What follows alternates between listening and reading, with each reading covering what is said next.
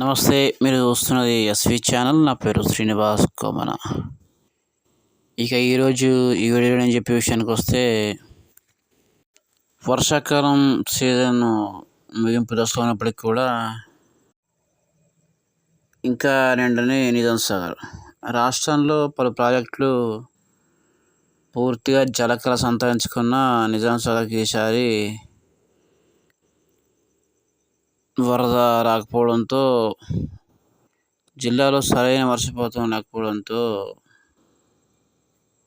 మరియు పక్కనున్న నిజాం సాగర్ వచ్చే ప్రాంతాల్లో కూడా ఎక్కువ వర్షాలు కురియకపోవడంతో ఈసారి నిజాం సాగర్ నిండే పరిస్థితి కనిపించట్లేదు. ముఖ్యంగా ప్రస్తుతానికి ఆగస్టు నెల పూర్తవడంతో ఇక వర్షాలు ఎట్లా తగ్గుముఖం పట్టాయి. అయినా కూడా గత సంవత్సరం ఇదే సీజన్లో ఇప్పటికే పలుమార్లు గేట్లు ఎత్తి నీళ్లు కిందకి విడుదల చేశారు. కానీ ప్రస్తుతానికి దాదాపుగా 1000-1500 క్యూసెక్ ఇంట్లో మించి ఎప్పుడు కూడా రావడం లేదు.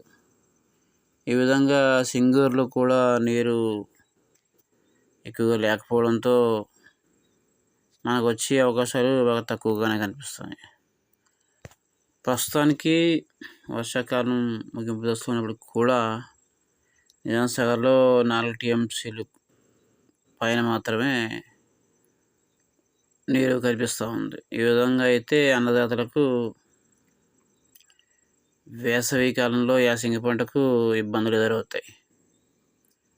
ముఖ్యంగా ఈసారి యాసంగి పంట తగ్గే సూచనలు కనిపిస్తూ ఉన్నాయి.